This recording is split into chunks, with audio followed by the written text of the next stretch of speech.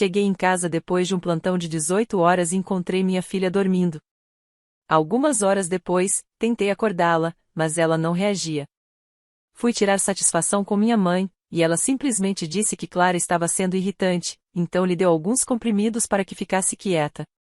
Minha irmã bufou e comentou com desprezo: ela provavelmente vai acordar. E se não acordar, pelo menos teremos um pouco de paz. Liguei imediatamente para uma ambulância. Quando me entregaram o relatório no hospital, fiquei sem palavras. As luzes fluorescentes do corredor zumbiam nos meus ouvidos enquanto eu esperava, com as mãos ainda tremendo da adrenalina que me sustentava há mais de 6 horas. Meu nome é Evan Harper, tenho 34 anos e sou enfermeiro de emergência no Hospital Geral St. Mary's. Naquele dia, cobri o turno de um colega que ligou dizendo estar doente e foram 18 horas lidando com de tudo: ataques cardíacos, overdoses, traumas. A ironia de estar ali agora, com minha própria filha, era cruel. Quando finalmente cheguei em casa, por volta das 2 da manhã, no meu pequeno apartamento de 2 quartos, estava exausto. Minha filha de 5 anos, Clara, dormia tranquilamente em sua cama, seu corpinho quase não fazia volume no colchão. Parecia um anjo, com os cabelos escuros espalhados pelo travesseiro e abraçada ao seu elefante de pelúcia, o Sr. Peanuts. Sorri apesar do cansaço e beijei sua testa antes de ir para meu quarto. Deixe-me explicar a situação em casa. Depois do divórcio da mãe de Clara, Hannah, 2 anos atrás, a vida ficou financeiramente difícil. Hannah se mudou para a Califórnia com um novo namorado, deixando Clara sob meus cuidados em tempo integral. Minha mãe, Linda, de 58 anos, veio morar conosco para ajudar enquanto eu trabalhava nos turnos puxados do hospital. Minha irmã mais nova, Natalie, de 26 anos, também estava morando lá havia 6 meses, depois de perder o emprego e ser despejada do apartamento. A convivência era longe do ideal. Linda sempre foi controladora e nunca teve um vínculo verdadeiro com Clara, via a neta mais como um fardo do que como uma bênção. Natalie era pior.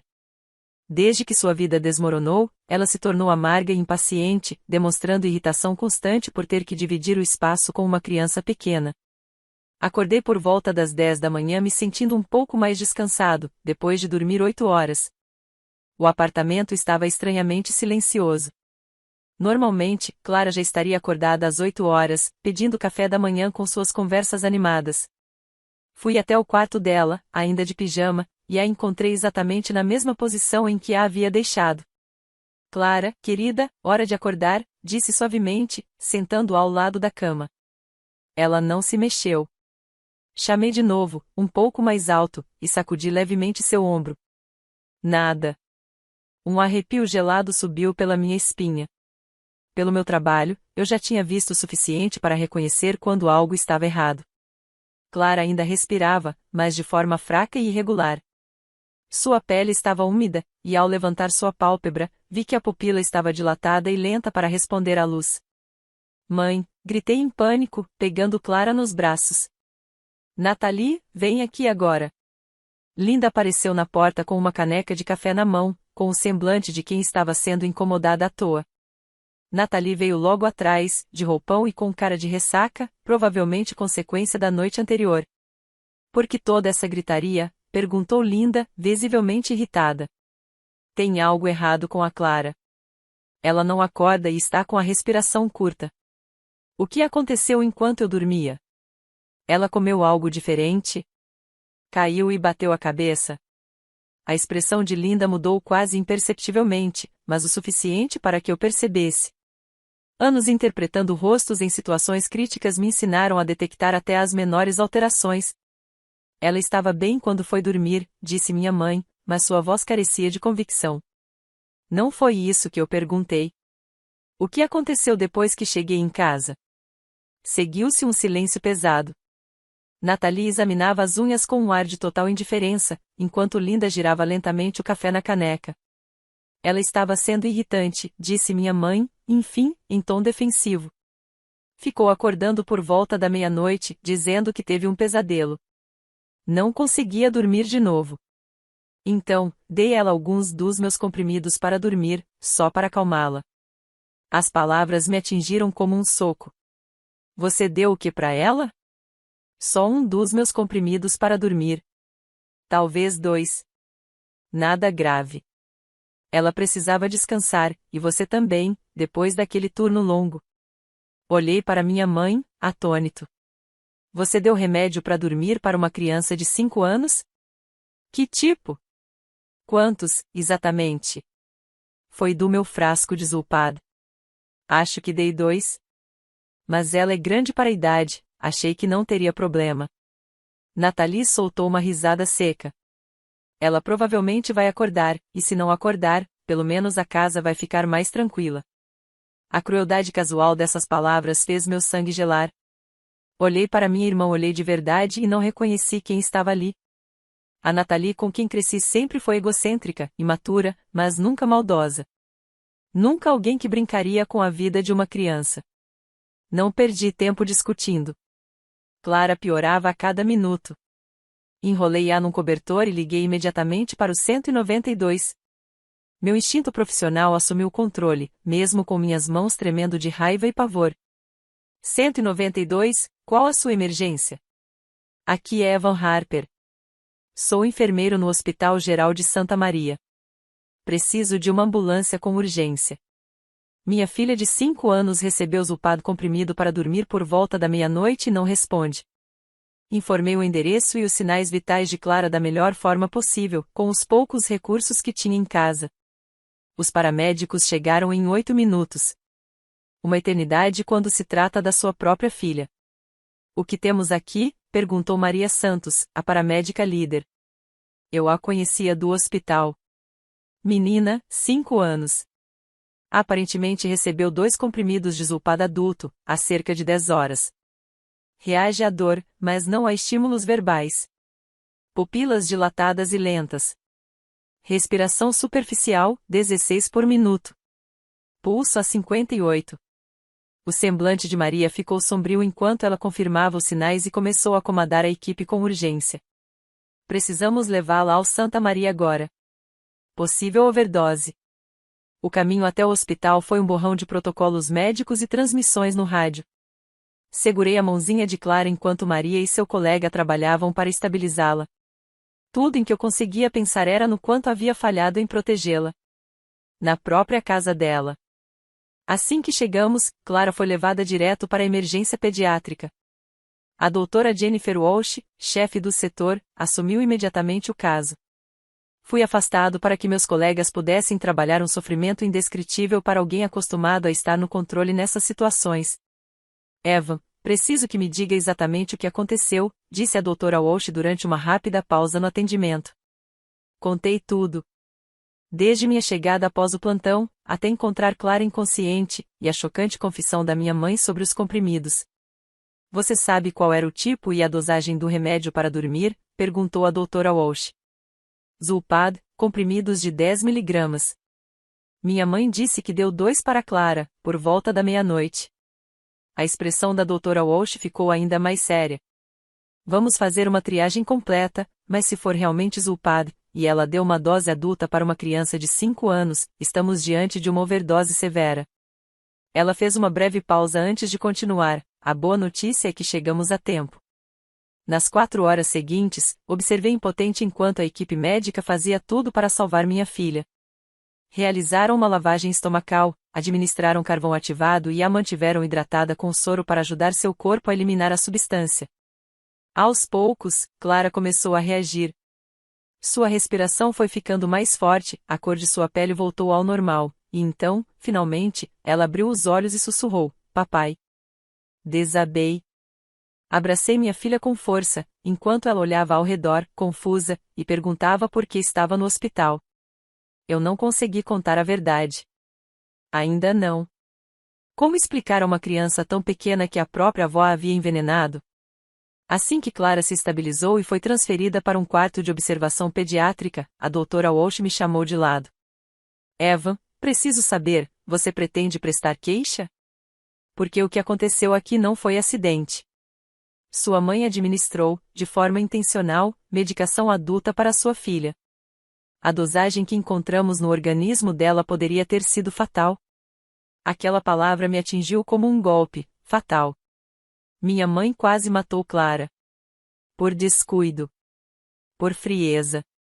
Preciso pensar, respondi, sentindo o peso de tudo. Eu entendo, disse a médica. Mas você deve saber que, por protocolo, seremos obrigados a comunicar o conselho tutelar. Vai haver uma investigação. Assenti com a cabeça, sem conseguir processar totalmente. Só conseguia ouvir, ecoando na minha mente, a risada cruel de Nathalie e o comentário nojento sobre finalmente ter paz se Clara não acordasse. Naquela noite, com Clara sob cuidados médicos e finalmente dormindo com segurança, voltei para casa. Tive 6 horas para pensar, tempo suficiente para a raiva dentro de mim se transformar em algo frio, metódico, inabalável. Linda e Nathalie estavam na sala, assistindo televisão como se nada tivesse acontecido. Quando entrei, olharam para mim, esperando alguma atualização. Como ela está? Perguntou Linda, tentando soar preocupada. Ela quase morreu, respondi, num tom calmo. O médico disse que, se o tratamento tivesse demorado mais 1 ou 2 horas, a gente poderia tê-la perdido. O rosto de Linda empalideceu. Eu não sabia, quero dizer, eu só dei o que uso para dormir. Não pensei. Você não pensou? Interrompi. Não pensou que remédio para adultos pode ser fatal para uma criança? Não pensou em me ligar? Não pensou em ler a bula, sequer? Não me venha com sermão, Eva. Eu estava tentando ajudar. Você estava exausto, e ela estava difícil. Nathalie revirou os olhos. Nossa, que drama. Mas ela está bem agora, não está? Olhei para minha irmã, incrédulo. Ela ficou em coma por 6 horas. Ela quase morreu. Mas não morreu, disse Nathalie, dando de ombros. Então pronto.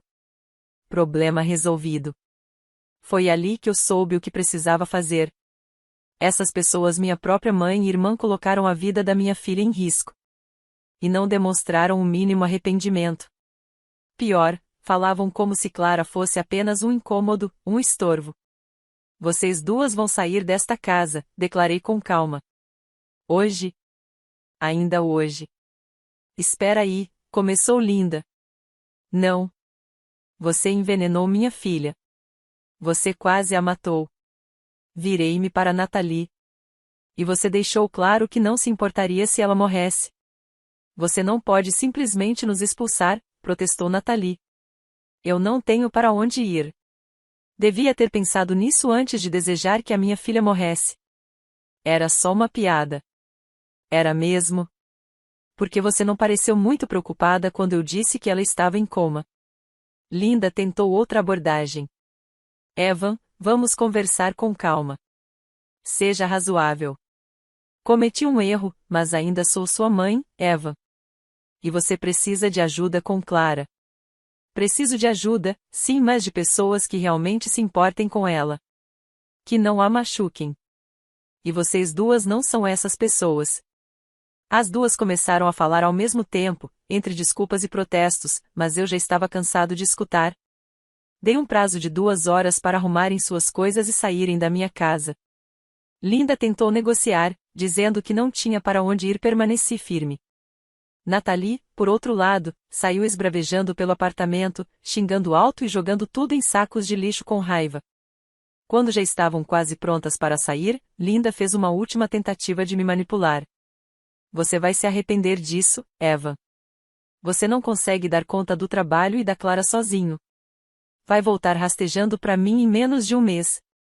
Talvez eu tenha dificuldades, sim, respondi. Mas, pelo menos, a Clara vai estar segura. Nathalie parou de empacotar por um instante e disparou seu último veneno. Você está cometendo um erro enorme. Essa pirralha vai arruinar sua vida. E quando isso acontecer, não venha chorar pra gente. Minha filha é a minha vida, retruquei com firmeza. E isso é algo que você nunca vai entender. Depois que saíram, sentei no silêncio do apartamento e comecei a fazer algumas ligações. A primeira foi para minha supervisora no hospital, para explicar a situação e pedir uma redução temporária na carga horária. Ela foi compreensiva e autorizou imediatamente uma escala mais leve, com turnos principalmente diurnos. Em seguida, liguei para meu advogado, Michael Rodrigues, o mesmo que me representou durante o divórcio. Contei tudo o que havia acontecido e perguntei sobre a possibilidade de prestar queixa contra minha mãe. Evan, isso é muito sério. O que sua mãe fez pode ser classificado, no mínimo, como ameaça à integridade de uma criança. Dependendo do promotor, pode até ser considerado tentativa de homicídio culposo. Clara quase morreu. Isso configura crime. Quero prestar queixa, respondi sem hesitar. Tem certeza?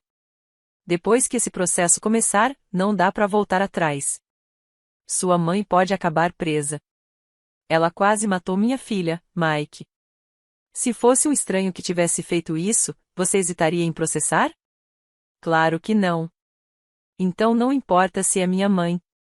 Na manhã seguinte, fui até a delegacia e me encontrei com a detetive Hannah Morrison para registrar a queixa formal. Levei todos os documentos médicos de Clara e o relatório detalhado da doutora Walsh, descrevendo a gravidade da overdose. A detetive Morrison foi meticulosa e profissional. Anotou meu depoimento, examinou as evidências e explicou os próximos passos. Vamos precisar entrevistar sua mãe e sua irmã. Com base no que você apresentou, temos motivos para acusá-las de abuso infantil e negligência. Além disso, as declarações da sua irmã podem ser enquadradas como conspiração criminosa ou cumplicidade. E se minha mãe disser que foi um acidente? Dar remédio de adulto a uma criança sem prescrição médica demonstra tamanha imprudência que, legalmente, se encaixa na definição de negligência criminosa. E o fato de ela não ter chamado ajuda quando Clara não acordava agrava ainda mais o caso. A investigação andou rápido. Linda foi morar temporariamente com sua irmã Margarete, e Natalie arrumou um sofá emprestado na casa de uma amiga. Ambas foram presas em uma semana. Mas antes das prisões, eu já havia começado a reunir minha própria forma de justiça. Comecei a documentar tudo, cada conversa, cada frase cruel, cada sinal de desprezo por Clara. Fiz anotações detalhadas, salvei mensagens de voz, e até gravei algumas ligações, o que é legal no nosso estado com consentimento de uma só parte. Linda me ligou várias vezes após ser expulsa. No início, tentava me culpar, jogando com a carta emocional. Evan, eu sou sua mãe. Te criei. É assim que me agradece? Quando percebeu que isso não funcionava, passou a hostilidade. Você está destruindo essa família por causa de um acidente. A Clara está bem agora, não está? Gravei todas as ligações. A falta total de remorso, as tentativas de se fazer de vítima, a forma como diminuía o que havia feito, tudo entrou para meu crescente dossiê de provas. Natalie foi ainda pior. 3 dias após o incidente, me deixou uma mensagem de voz que fez meu sangue gelar. Evan, você está sendo ridículo.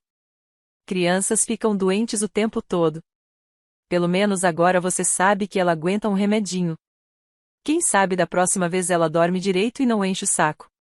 Toquei essa mensagem para a detetive Morrison durante uma reunião. A detetive parecia visivelmente abalada ao ouvir a gravação.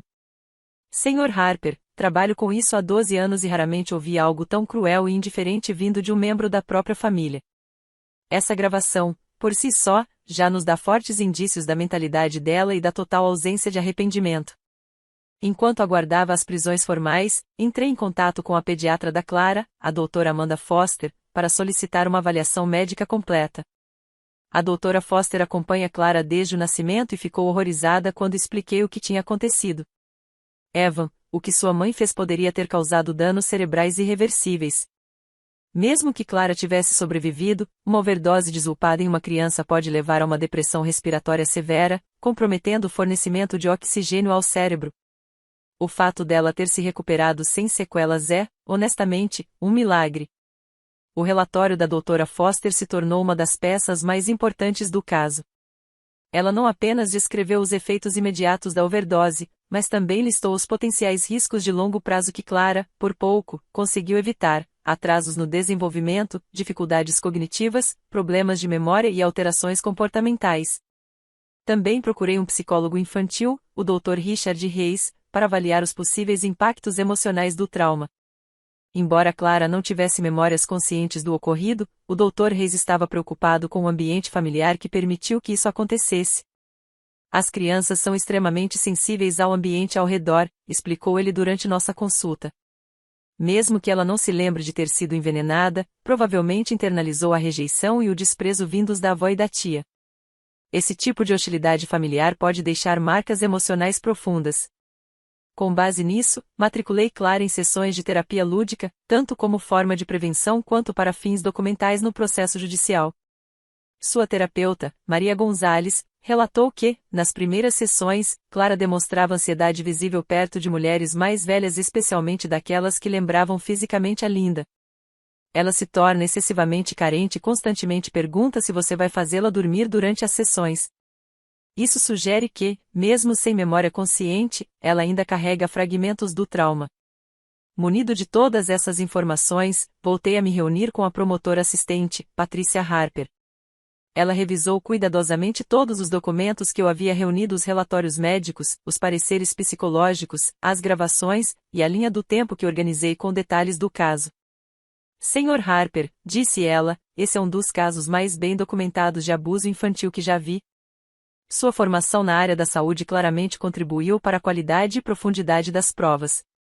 Ela explicou que as gravações de áudio, especialmente as ligações e mensagens da Linda e da Natalie, seriam devastadoras para a defesa.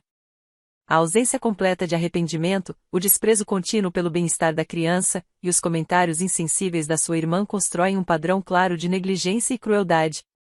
Linda foi formalmente acusada de abuso infantil em primeiro grau e negligência.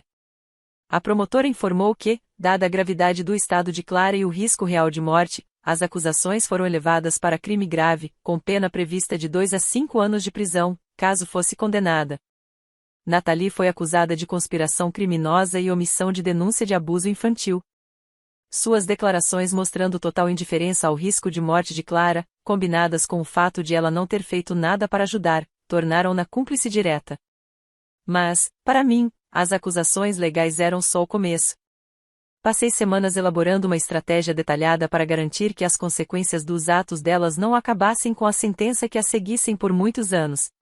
Comecei organizando um dossiê cronológico não só do envenenamento, mas de anos de comportamentos abusivos e negligentes de Linda em relação a Clara. Documentei ocasiões em que ela foi desnecessariamente ríspida, quando fez comentários maldosos dizendo que Clara era carente demais, ou que dava trabalho demais. Registrei também vezes em que ela me desencorajou de demonstrar carinho pela minha própria filha. Um dos episódios mais marcantes foi o da festa de 4 anos da Clara. Na frente de outros familiares, Linda reclamou em voz alta que eu mimava demais essa menina e que, se ninguém a colocasse em seu devido lugar, ela cresceria como uma princesinha mimada e insuportável. Vários parentes ficaram desconfortáveis com a fala dela naquele dia e eu anotei cuidadosamente quem testemunhou e o que disseram depois. Todas essas pequenas peças se tornaram parte de algo maior, uma verdade impossível de ignorar. Também reuni provas do ressentimento crescente que Natalie nutria por Clara ao longo dos meses em que morou conosco. Ela vivia reclamando da presença da minha filha, chamando-a frequentemente de pirralha ou seu pequeno erro. Em várias ocasiões, fez comentários cruéis sobre o vínculo entre Clara e sua mãe, Hannah, dizendo, por exemplo, que a menina teve sorte por ser abandonada, porque pelo menos um dos pais teve o bom senso de ir embora. O que mais me perturbou, no entanto, foi perceber um padrão claro de colaboração entre Linda e Natalie no tratamento hostil e desumano que davam a Clara. Elas trocavam piadas sarcásticas e comentários depreciativos entre si, muitas vezes quando achavam que eu não estava ouvindo. Criaram um ambiente onde minha filha não se sentia segura dentro da própria casa. Nos meses que antecederam o envenenamento, comecei a notar mudanças em Clara. Ela estava mais quieta, ansiosa, e parecia andar em constante estado de alerta. Agora, finalmente, tudo fazia sentido. Ela vivia cercada por 2 mulheres que a viam como um fardo e não faziam esforço algum para esconder o desprezo que sentiam por ela. Durante as sessões com o Dr. Reis, ele confirmou minhas suspeitas: crianças absorvem com facilidade as emoções e atitudes dos adultos ao redor. Mesmo que os comentários de Linda e Natalie não fossem direcionados diretamente a Clara, ela com certeza sentia a rejeição e a hostilidade. E isso deixaria marcas. Foi aí que minha raiva se aprofundou. O envenenamento não foi um evento isolado. Minha mãe e minha irmã vinham minando emocionalmente minha filha há meses, e só não perceberam o quanto a estavam quebrando porque nunca se importaram o suficiente para olhar. Documentei tudo. Anotei datas, horários, situações específicas, reações da Clara, e até relatos de testemunhas. Provei que o que aconteceu naquela madrugada foi apenas o clímax de uma série de abusos e negligências. Clara não era vista como uma criança, era tratada como um incômodo a ser contido. A avaliação psicológica reforçou isso. Clara apresentava sintomas de ansiedade, tinha dificuldade de confiar em adultos, e perguntava com frequência se alguém estava bravo com ela mesmo após comportamentos normais de uma criança de 5 anos. Ela mostra sinais claros de uma criança que cresceu se sentindo indesejada, relatou o Dr. Reis. Está em constante estado de hipervigilância, busca validação o tempo todo e se preocupa excessivamente em ser boa o bastante para merecer atenção e carinho. Essas evidências não seriam úteis apenas para o processo criminal, elas seriam essenciais para desmontar a imagem pública de Linda e Nathalie. Eu não estava enfrentando apenas duas pessoas que cometeram um erro terrível. Eu estava enfrentando duas mulheres que, sistematicamente, criaram um ambiente emocionalmente tóxico para minha filha. As prisões, quando finalmente aconteceram, trouxeram um tipo de alívio que eu mal sabia precisar. Foram calculadas para causar o maior impacto possível. Sem alarde, informei um jornalista do jornal local sobre o provável horário em que Linda seria presa. Ele sabia exatamente onde estar. Quando a polícia chegou à casa da minha tia Margarete para levar Linda sob custódia, um fotógrafo já estava pronto. A imagem de uma senhora algemada, aquela que por anos cultivou a reputação de avó devota e voluntária da igreja, sendo presa por envenenar a própria neta, foi parar na primeira página. A manchete: avó acusada em caso chocante de envenenamento infantil. A prisão de Nathalie foi ainda mais teatral. Ela foi detida durante um almoço com possíveis empregadores em um restaurante local, um encontro que descobri graças às redes sociais. Enviei discretamente uma denúncia anônima sobre sua localização, e os policiais chegaram na hora certa.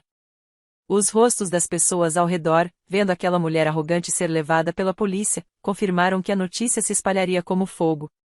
Nos dias seguintes, recebi dezenas de ligações de repórteres querendo entrevistas. No começo, recusei todas. Mas depois de conversar com meu advogado e com a promotora, decidi aceitar uma cuidadosamente planejada com a principal emissora da região. A entrevista foi marcada para o horário nobre do noticiário noturno, com transmissão para toda a área metropolitana. Sentei-me na sala de estar, com Clara brincando em silêncio ao fundo, uma cena que criava o contraste perfeito entre a inocência de uma criança e a gravidade do que havia acontecido com ela. A repórter Janete Williams começou. Sr. Harper, o senhor pode nos contar o que aconteceu na manhã em que descobriu que sua filha não acordava? Relatei os acontecimentos de forma calma e objetiva. Minha formação na área médica deu peso à minha descrição do estado clínico de Clara. Expliquei o quão perto ela esteve da morte, utilizando termos técnicos que reforçavam a gravidade da situação. Janete prosseguiu. De acordo com os relatórios médicos, sua filha poderia ter sofrido danos cerebrais permanentes ou até falecido por conta da overdose. O que o senhor pensa da alegação da sua mãe de que tudo não passou de um erro? Aquele era o momento pelo qual eu esperava. Peguei o celular e reproduzi a mensagem de voz deixada por Nathalie, onde ela dizia que Clara aguenta uma medicaçãozinha e a chamava de pé no saco. O áudio era nítido e devastador. Essa mensagem foi deixada pela minha irmã 3 dias depois que Clara quase morreu, disse, com a voz baixa. Acho que diz tudo sobre como minha família realmente encarou o que aconteceu. Para eles, não foi uma tragédia, foi apenas um incômodo. A expressão de Janete refletia choque genuíno diante da frieza nas palavras de Nathalie. Aquela gravação seria reproduzida em todos os noticiários da semana seguinte, expondo os verdadeiros sentimentos dela sobre a quase morte de Clara.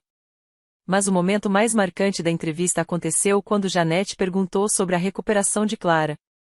Clara está bem agora, respondi, olhando para ela sentada no tapete, encaixando blocos com concentração.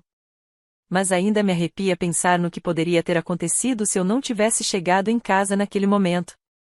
Como profissional da saúde, vejo constantemente os efeitos do abuso infantil. Só nunca imaginei que isso estaria acontecendo na minha própria casa. A entrevista foi ao ar naquela mesma noite e rapidamente ganhou destaque nas redes de notícias regionais. Em menos de 24 horas, trechos da gravação viralizavam pelas redes sociais de todo o estado. A mensagem de voz de Nathalie, em especial, causou comoção. Milhares de pessoas a compartilharam, revoltadas com sua frieza e crueldade. O que eu não esperava era a reação da comunidade. Minha história tocou profundamente pais de toda a cidade. Recebi centenas de mensagens de apoio, ofertas de ajuda com o cuidado de Clara, e até doações financeiras espontâneas para cobrir despesas legais. Mais do que isso, outras pessoas começaram a compartilhar suas próprias experiências com familiares tóxicos, parentes que demonstraram indiferença ou até hostilidade em relação às crianças. O caso acendeu um debate mais amplo sobre como identificar e lidar com o abuso psicológico dentro das famílias. Um grupo local de pais criou uma campanha chamada Lei Clara, exigindo penas mais severas para familiares que colocam crianças em risco.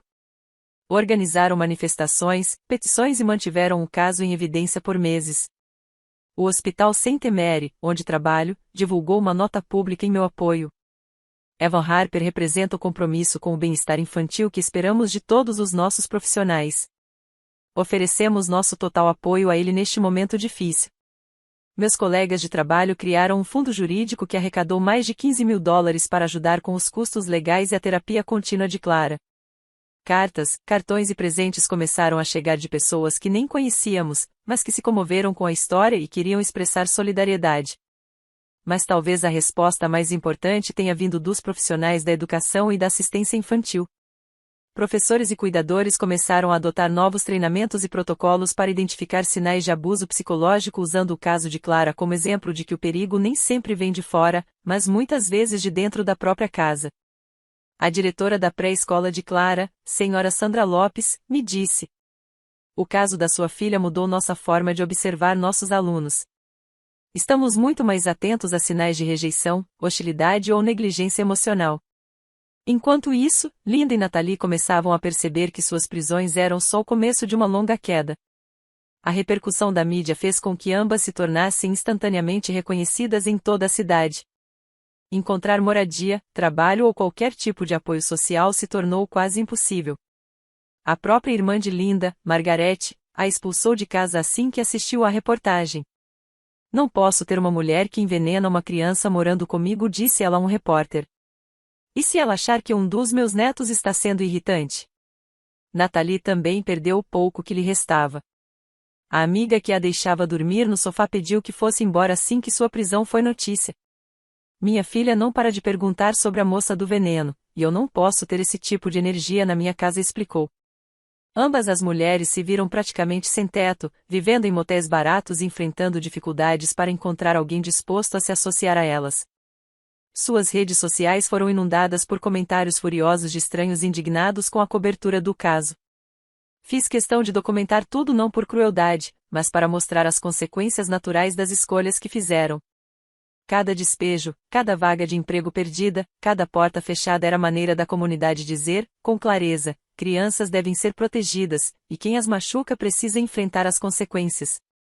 A avaliação psicológica que encomendei para Clara tornou-se uma das provas mais cruciais do caso. O relatório minucioso do Dr. Reis detalhava como a convivência com Linda e Nathalie havia criado um ambiente onde Clara se sentia constantemente rejeitada, invisível e insegura. O envenenamento, segundo ele, não foi um ato isolado, foi o ápice de meses de abuso psicológico. Com isso em mãos, o promotor reforçou que a atitude de Linda ao medicar Clara não podia ser vista como um erro único. Era parte de um padrão contínuo de tratar minha filha como um incômodo, um fardo e não como a criança vulnerável que precisava ser cuidada. O julgamento começou 3 meses depois. Linda contratou um advogado de defesa que tentou apresentá-la como uma avó confusa, alguém que cometeu um erro inocente. Mas a promotora assistente Rebeca Martinez destruiu essa narrativa ponto a ponto. "Senhoras e senhores do júri", ela disse em sua declaração de abertura, "este não é um caso de confusão. É um caso sobre um adulto que, de forma consciente, deu um sedativo potente a uma criança de 5 anos sem consultar um médico, sem ler a dosagem, e sem considerar os riscos." O depoimento médico foi contundente. A doutora Walsh apresentou gráficos dos níveis de oxigênio no sangue de Clara e descreveu os procedimentos de emergência necessários para salvar sua vida. Em 15 anos atendendo emergências pediátricas, testemunhou, ela nunca viu uma criança com uma overdose tão severa provocada por um adulto da família. A quantidade de Zolpar no organismo de Clara era quase 3 vezes maior do que o nível tóxico, para um adulto. Imaginem para uma criança. O advogado de Linda tentou apelar para o júri dizendo que ela estava exausta, sobrecarregada, e apenas quis ajudar Clara e a mim a descansar. Mas a promotoria respondeu com um trunfo, a gravação da ligação para o 911, onde, ao fundo, Linda podia ser ouvida resmungando que estava cansada de ser arrastada para esse drama. O caso contra Nathalie foi ainda mais direto. A promotoria apresentou gravações de seu interrogatório, nas quais ela repetia sua frase: se a Clara acordar ou não, tanto faz para mim.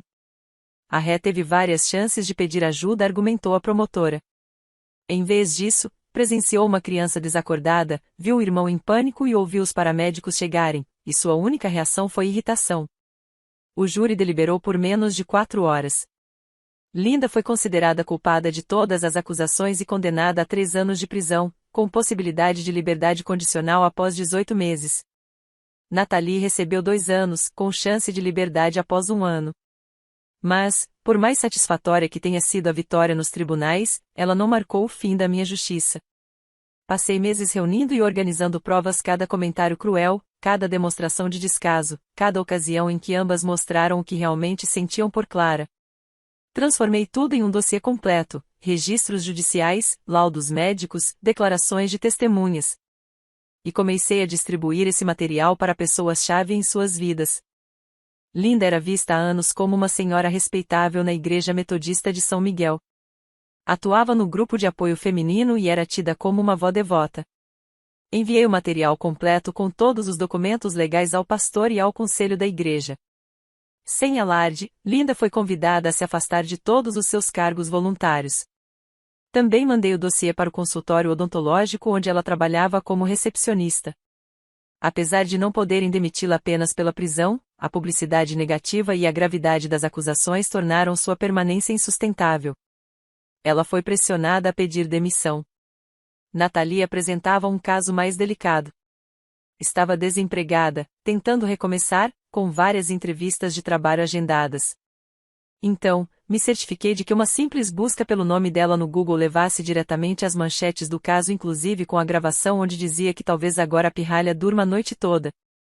Seus perfis nas redes sociais foram tomados por comentários indignados de pessoas que expressavam repulsa diante da insensibilidade demonstrada em relação à quase morte de uma criança. Mas o golpe mais devastador não veio de desconhecidos, veio da própria família. Margarete, irmã de Linda, que inicialmente havia lhe oferecido abrigo, a expulsou de casa assim que leu o relato completo dos acontecimentos. Eu não posso abrigar alguém que envenenou uma criança, disse ela friamente. E se um dia você achar que um dos meus netos está te incomodando? Os poucos amigos de Nathalie também começaram a se afastar. A amiga que a deixava dormir no sofá pediu que ela fosse embora depois que sua filha começou a fazer perguntas desconfortáveis sobre a moça que deu veneno para a menina. Linda acabou sendo acolhida por uma casa de recuperação antes do julgamento. Nathalie, isolada e sem apoio, se mudou para um quarto em um motel barato, pagando semanalmente e lutando para encontrar alguém disposto a se aproximar. A campanha nas redes sociais foi particularmente eficaz. Criei uma postagem no Facebook contando toda a história, incluindo fotos de Clara no hospital e cópias dos relatórios médicos com os dados confidenciais suprimidos. A postagem se espalhou rapidamente, sendo compartilhada milhares de vezes dentro da nossa comunidade. Qualquer possível empregador, senhorio ou interesse amoroso que pesquisasse o nome delas online se depararia com a verdade. Para Nathalie, namorar tornou-se praticamente impossível. Os homens que a reconheciam pelas reportagens ou postagens perdiam o interesse imediatamente.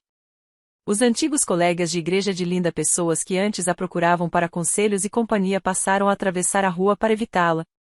A mulher que um dia foi vista como uma avó exemplar e uma referência na comunidade agora era conhecida como a avó que envenenou a neta.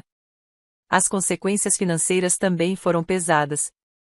Os honorários legais drenaram quase todas as economias de Linda, e sua demissão do consultório odontológico, somada à dificuldade de encontrar novo emprego, a deixou em uma situação crítica. Nathalie, que já vivia à margem, se viu completamente sem estrutura para recomeçar. A sombra do caso seguia cada passo seu. 6 meses após o julgamento, recebi uma carta de Linda da prisão. Ela implorava por perdão e dizia estar disposta a consertar tudo.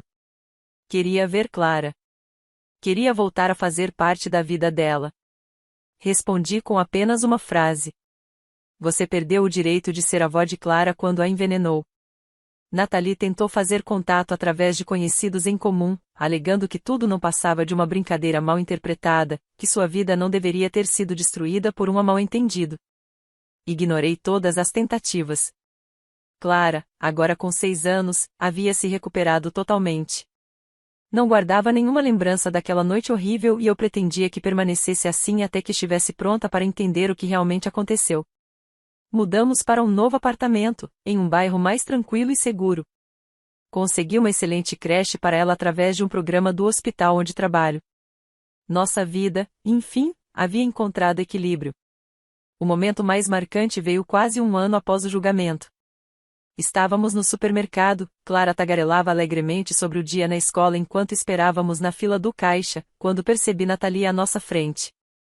Ela estava irreconhecível magra, abatida, mal vestida, com uma expressão vazia e postura curvada, como quem havia desistido de si mesma. Quando me viu, desviou o olhar, visivelmente desconfortável, tentando evitar qualquer tipo de contato. Mas eu não pretendia dizer uma palavra. Fiquei ali, em silêncio, ouvindo Clara contar animadamente sobre a aula de artes, com aquela energia inocente e pura de uma criança feliz completamente alheia à mulher que, um dia, desejou sua morte.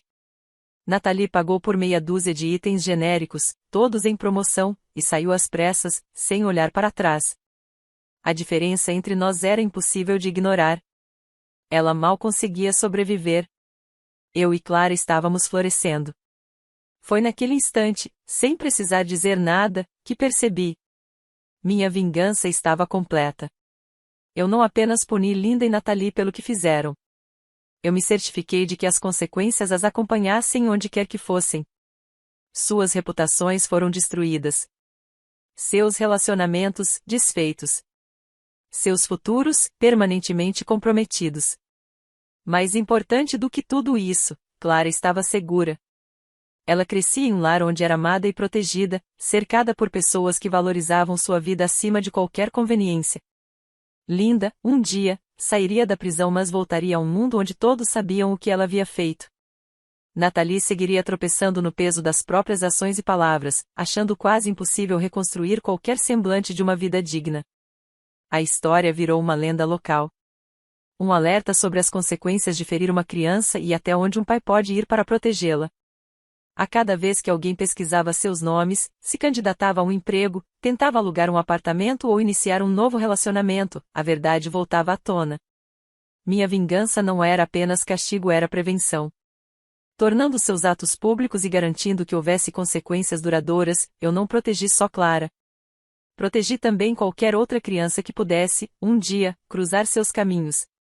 Naquele dia, ao voltarmos do supermercado, Clara me perguntou por que a moça da loja parecia tão triste. Algumas pessoas fazem escolhas ruins, respondi. E às vezes essas escolhas as acompanham por muito tempo. Ela vai ficar bem? Clara quis saber, com a compaixão pura e inocente que só uma criança tem. Isso depende dela, disse suavemente. O que importa é que nós estamos bem. E estamos juntos. Ela sentiu com seriedade, mas logo se animou ao ver um cachorro atravessando a rua. O momento passou, e seguimos para casa, nossa casa tranquila, segura e feliz. Uma casa da qual Linda e Nathalie nunca mais fariam parte.